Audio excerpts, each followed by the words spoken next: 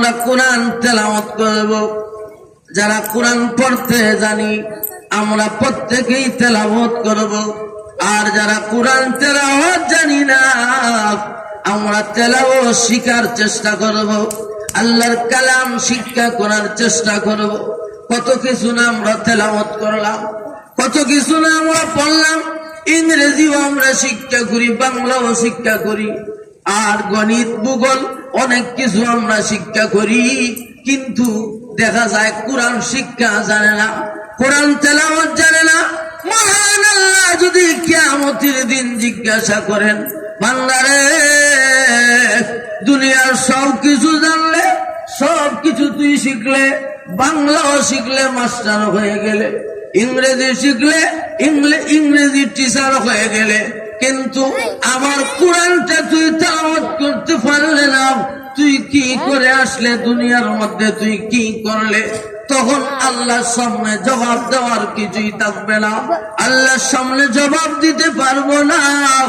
আর যদি কোরআন তেলাওয়াত করতে পারি, কোরআনের সাথে যদি আমাদের সম্পর্ক হয়, কোরআনের আইন কানুন মানিয়া যদি আমরা যদি চলাফেরা করতে পারি, ওই কোরআন শরীফ একদিন কিয়ামতের ময়দানে আমাদের জন্য সুপারিশ করবে। এই কোরআন শরীফ কিয়ামতের দিন আল্লাহর সামনে গিয়া বলবে, প্রভুকে, হে প্রভু,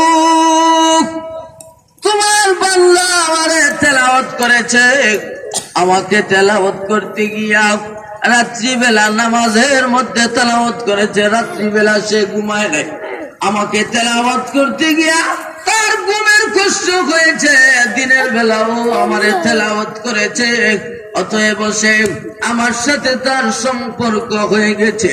প্রভু গো, সে যেহেতু আমার বিধান অনুযায়ী চলেছে, আমারে তেলাওয়াত করেছে, আমার বিধিবিধান মানিয়া সে জীবন যাপন করেছে, তুমি তাকে মাফ করে দাও, আমার সুপারিশ তুমি কবুল করো তার বেলায়।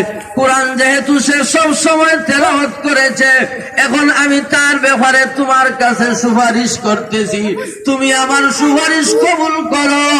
আল্লাহ তখন বলবেন, কোরআন তুমি যে তার বেলায় সুপারিশ করতেছ, সে তো বড় অপরাধী, সে তো বড় গুনাহগার, সে তো অনেক গুনাহ করেছে, তার তো গুনার পরিমাণ অনেক বেশি, কেমনে তোমার সুপারিশ কবুল করব?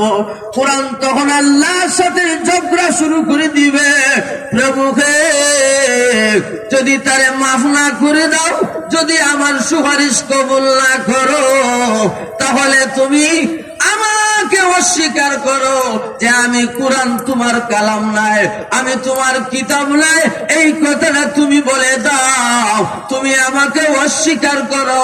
তখন আল্লাহ বলবেন, কোরআন রে, তুই যে আমার কালাম, এটা তো আমি অস্বীকার করতে পারি না, তোকে তো আমি অস্বীকার করতে পারি না।